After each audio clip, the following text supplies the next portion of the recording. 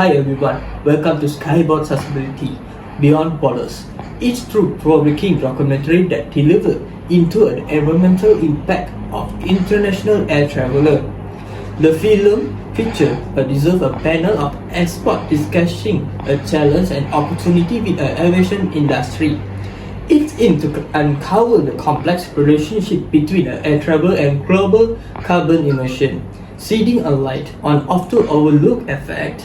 The documentary includes in-depth interview with a leading expert, exploring innovative strategy for a more sustainable aviation future. It goes beyond traditional boundary, serving a compelling call to action, inviting our viewers to actively contribute to the solution for maintaining the freedom of our seeking without compromising the health of our planet.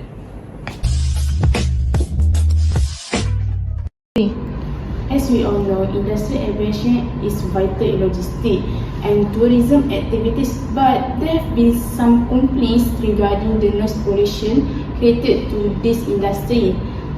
In your opinion, how can aviation industry address this issue and what factors influence those decisions?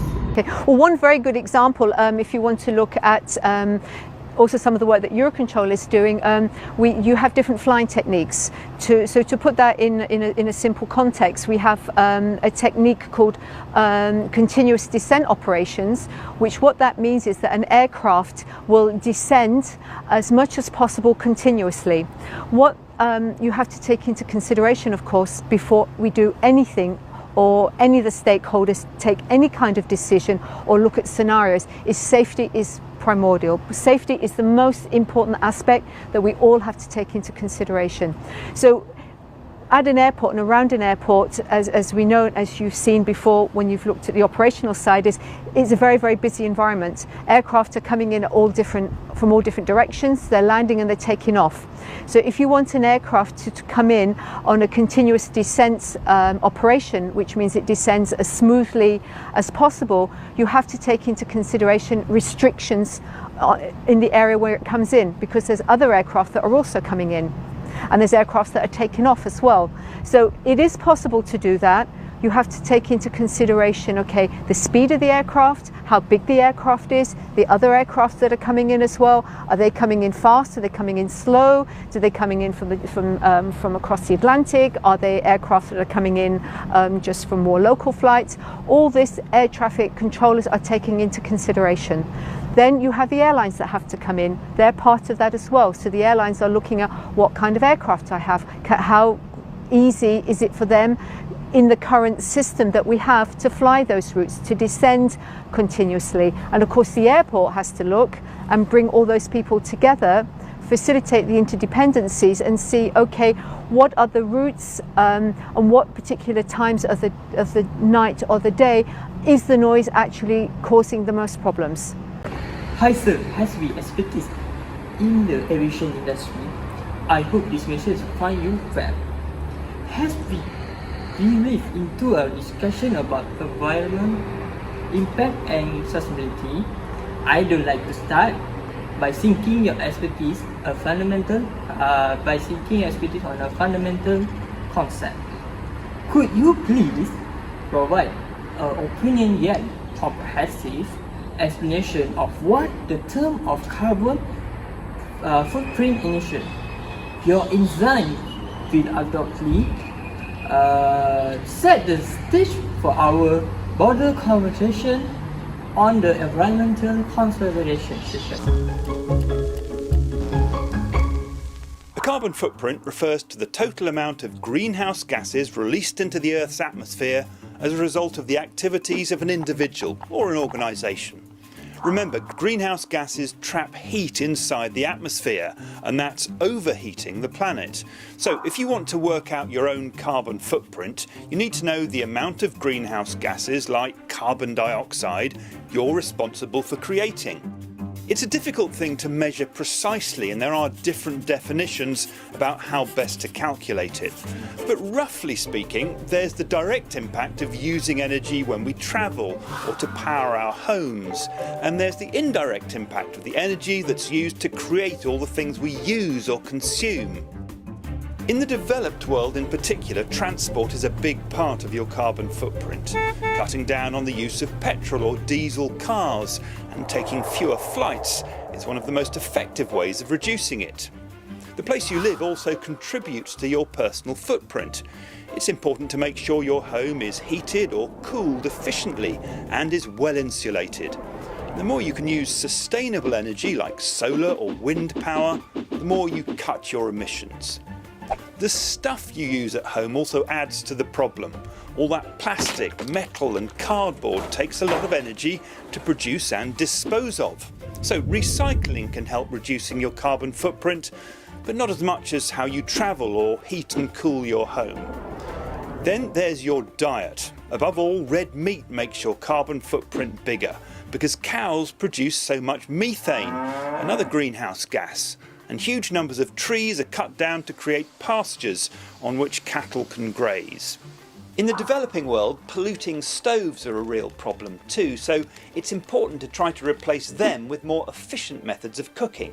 But overall, people in poorer countries produce far smaller amounts of greenhouse gases than people in richer countries do. So, if you look at just what a country produces, the average amount of carbon dioxide emissions per person in the United States is about 16.1 tonnes per year. In China, it's 7.1 tonnes, and in the UK, it's about 5.5 tonnes. But in the Democratic Republic of Congo, it's only 0.03 tonnes, while in Qatar, which has a really small population but produces so much oil and gas, it's 38.6 tonnes. Now, that's just production. It doesn't take account of all the other things we've talked about, how much you consume. But obviously, the more money you have, the more you tend to consume. So if people in richer countries really want to reduce their carbon footprint, they need to make huge changes in their lifestyles. What is your take on zero carbon emission by 2050, and how does the aviation industry plans to achieve it? The aviation industry is addressing the climate challenge by adopting a unified set of goals, net zero by 2050. We are all investing deeply in technology and working with governments and universities through public-private partnerships to bring forth new technologies that will enable ever-increasing levels of efficiency, reducing the fuel burn of the fleet. Okay, hi sir. As someone who is expert in aircraft industry, what are the key differences between the oldest and the newest aircraft technology, and what have these differences impact the industry? And all these new aircraft, if compared to the predecessors, right, are able to conserve fuel up to about 25 to 30%. Right, so that makes the flying of ours, right, a lot more fuel efficient and a lot more sustainable. Hi sir, I would like to ask you a few questions. Understanding the aspect to enhance the engine, about increasing the different diameter and the bypass ratio while managing the potential brake penalty through the use of composition technology, could you elaborate on the specific challenge faced during the incorporation of the new material and the design? Additionally, sir, how does redesign engine compare to its previous CFM 56-5B in terms of performance and technology advancement, especially considering significant reduction in the number of the blades? This is first of all a bigger engine than the current one. We have increased the fan diameter to increase the bypass ratio of the engine, which helps a lot to improve the efficiency of the engine. The risk we were facing was to increase the weight, to have a big weight penalty. This is why we have worked a lot, to incorporate new materials, new design to save weight. So thanks to this composite technology, we have managed, to increase the size of the engine and with at the same time mitigating the weight burden, the weight impact. And just to compare, on the CFM 56-5B, so for Airbus, you have 36 fan blades, and with the LEAP 1A, you have divided by 2 the number of blades, so you have only 18.